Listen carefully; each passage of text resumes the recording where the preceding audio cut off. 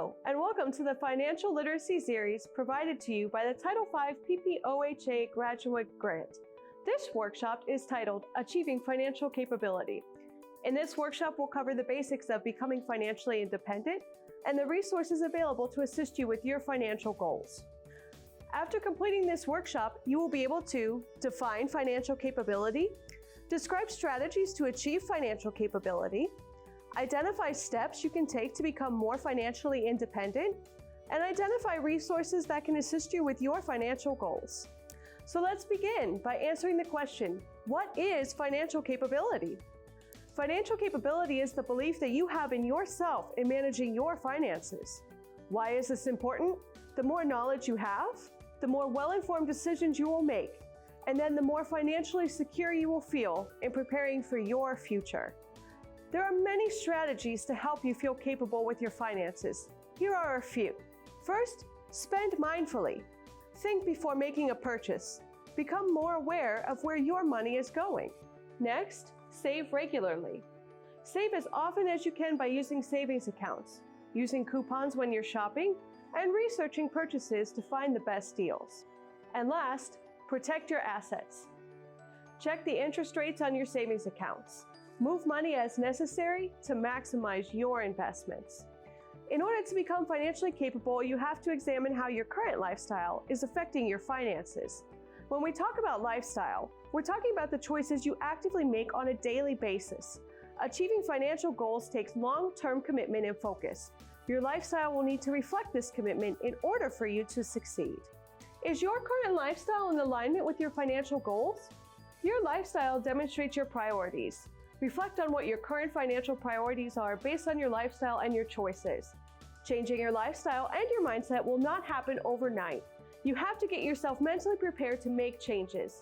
These changes include making financial sacrifices, being consistent with spending habits, and learning how to say no when you need to.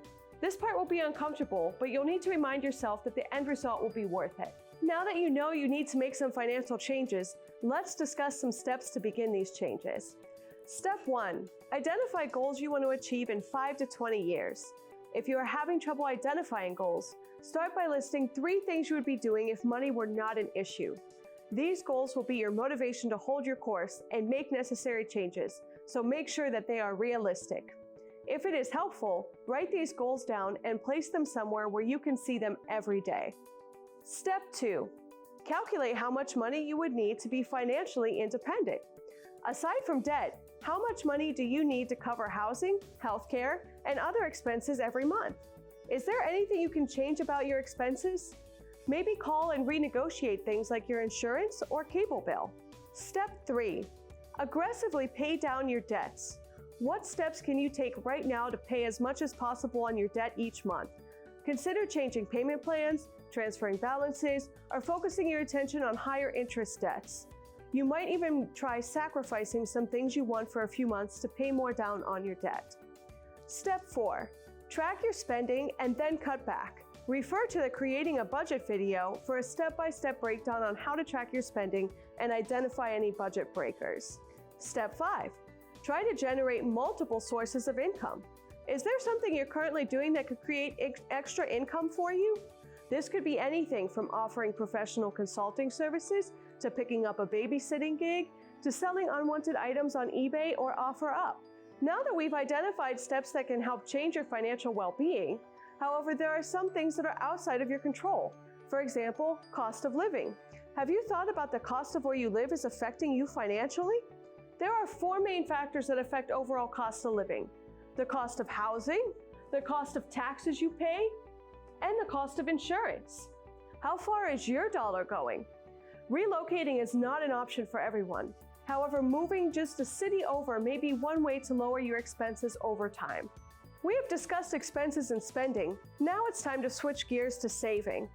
There are many resources out there to help you save money over time. Today, we will cover a few of those resources that may help you reach your financial goals. Let's start with investments first. While there are many investment options, there are 3 main types. The first is Treasury Securities. These are backed by government and reach their max value at a specific time period. An example of a Treasury security is a bond. Next is a 401k. This is a retirement fund that is typically set up by your employer. The money is put into your account to save for later. Last are stocks or shares. These are small parts of ownership of a company. Because these are based on market value, they can increase or decrease in value over time. Now let's discuss savings accounts, where you can store money while also gaining interest. How do you know which savings account is best for you? Here are some tips. First, try to find a high-yield savings account. A high-yield account will have interest rates that are more than 1%. Next, if you don't need access to your money right away, try a certificate of deposit or a CD. CDs are held for a set period of time, and in exchange, the bank pays you interest. You can retrieve the money once the time period is over. And last, if you have a large sum of money you can deposit into an account, try a money market account. Money market accounts generally have much larger interest rates. However, they require a minimum deposit and balance. Savings accounts and investment accounts are useful for saving short-term and long-term.